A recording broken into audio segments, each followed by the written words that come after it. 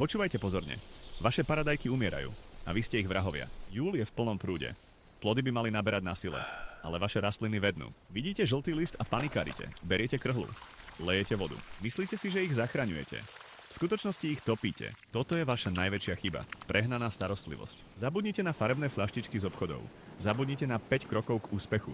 Je to lož. Moderné metódy z vás robia otrokov.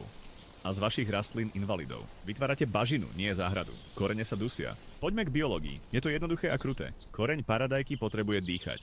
Áno, dýchať. V blate nemá kyslík. Bez kyslíka hnie. Hnijúci koreň nepríjima živiny. Ani tie drahé, ktoré ste kúpili. Rastlina hladuje v premočenej pôde. To je ten paradox. Žltne, lebo je hladná a smedná zároveň. Ale dosť bolo teórie.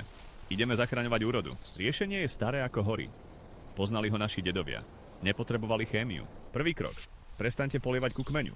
Okamžite. Nechajte pôdu okolo stonky vyschnúť. Donúte korene hľadať. Druhý krok. Vezmite motiku alebo akýkoľvek nástroj. Urobte malú brázdu. Asi 15 až 20 cm od rastliny. Do kruhu. Nie hlbokú. Len pár centimetrov. Vytvoríte zavlažovací kanál. Vodu lejete len tam. Do brázdy. Korene to zacítia.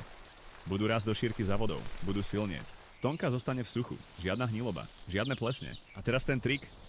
Tajomstvo, na ktoré všetci zabudli. Obyčajný drevný popol.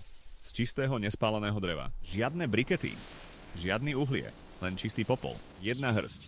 Rozsypať do brázdy pred polievaním. Prečo to funguje? Popol nie je len hnojivo. Je to draslík a fosfor v čistej forme. Potrava pre plody. Odkysluje pôdu. Paradajky neznášajú kyslú zem. A hlavne je to dezinfekcia. Ničí zárodky plesní a hniloby priamo v pôde. Urobte to raz za 2 týždne. Nič viac. Sledujte, čo sa stane. Rastlina zažije mierny stres z hľadania vody. A potom exploduje. Začne nasadzovať kvety a plody ako šialená. Uvidíte trsy malých zelených paradajok.